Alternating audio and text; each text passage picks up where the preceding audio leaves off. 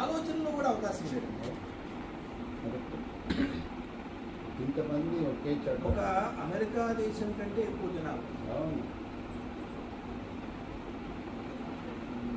ఇంకా మిగతా దేశాల గురించి, చిన్న చిన్న దేశాల గురించి చెప్పాల్సిన పని లేదు. ఒక చోట కలవడం, ఒక కాన్సెప్ట్. హిందూ సమాజంలో సమానత్వం లేదు, కులాలు ఉన్నాయి, అవి ఉన్నాయి, ఇవి ఉన్నాయి అంటారు. శ్రీనివాసుడి దర్శనానికి వెళ్ళినప్పుడు అమ్మా ఖాళీ ఎక్కడుందమ్మా, శ్రీనివాసుడి దర్శనానికి వెళ్ళినప్పుడు క్యూ లైన్లో ముందెవడున్నాడో వెనకెవడున్నాడో మనం పట్టించుకుంటామా? ఎవరు వండారో ఎవరు వడ్డిస్తున్నారో పట్టించుకుంటామా? ఇవన్నీ పట్టు. మనము ఆ ఘాట్లో ఈరోజు ఇన్ని లక్షల మంది మునుగుతూ ఉన్నారంటే అందరూ ఒక సోదర భావంతో మునుగుతున్నారు. గంగమ్మ అందరికీ అమ్మే, మహాదేవుడు అందరికీ తండ్రి, మాతా చ పార్వతీదేవి, పితాదేవో మహేశ్వర, బాంధవ శివభక్తాశ్చ.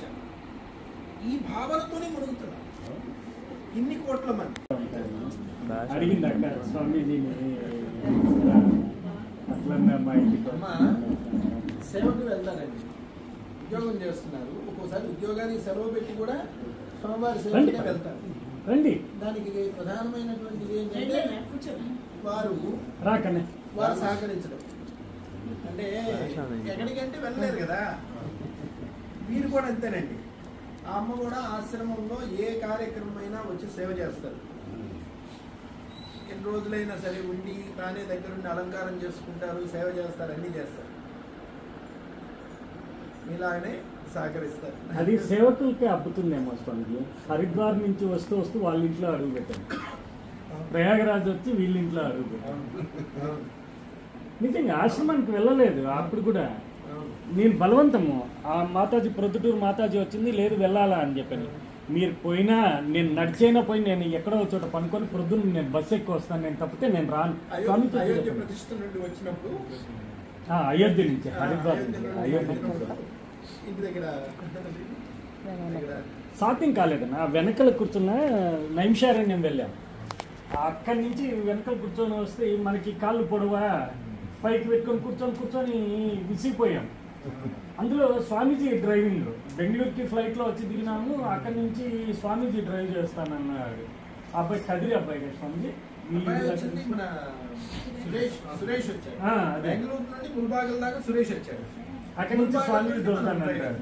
వద్దు స్వామిజీ ఇబ్బంది పడతాం, ఇప్పటిలాగే లగేజ్ 2-3 మార్లు దిగి నాకేమో ఇంకా అసలు సాధ్యం కావట్లేదు. ఫ్రంట్ సీట్లో కూర్చొని పట్టేసింది అన్నావు కదా అని చెప్పాను. 2-3 మార్లు స్వామిజీ తీసాను.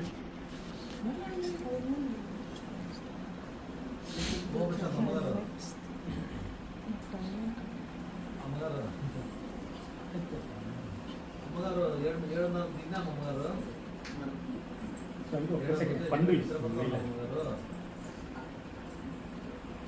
తిరుపతి అమ్మగారు ఇక్కడ కార్యక్రమం ఉంది కదా సాంస్కృతిక అక్కడ ఊరికి వెళ్ళిపోతాను. ఇప్పుడు బ్రహ్మాండ వచ్చినారు అమ్మగారు. బ్రహ్మాండతో పాటు ఊరికి చేస్తే ఇక్కడ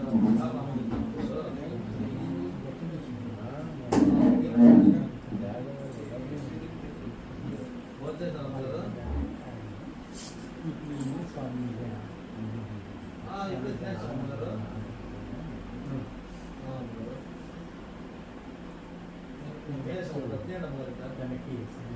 అమ్మగారు మాట్లాడడం కదా.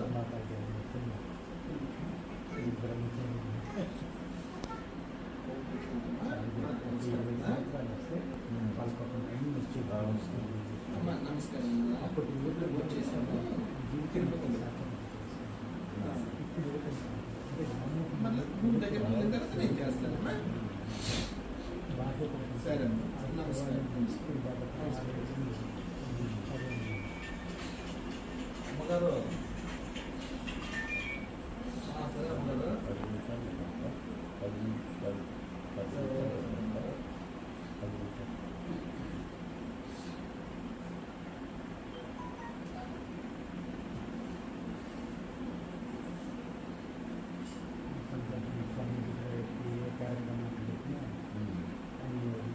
ఒక అవకాశం ఉంది అంటే వస్తాను.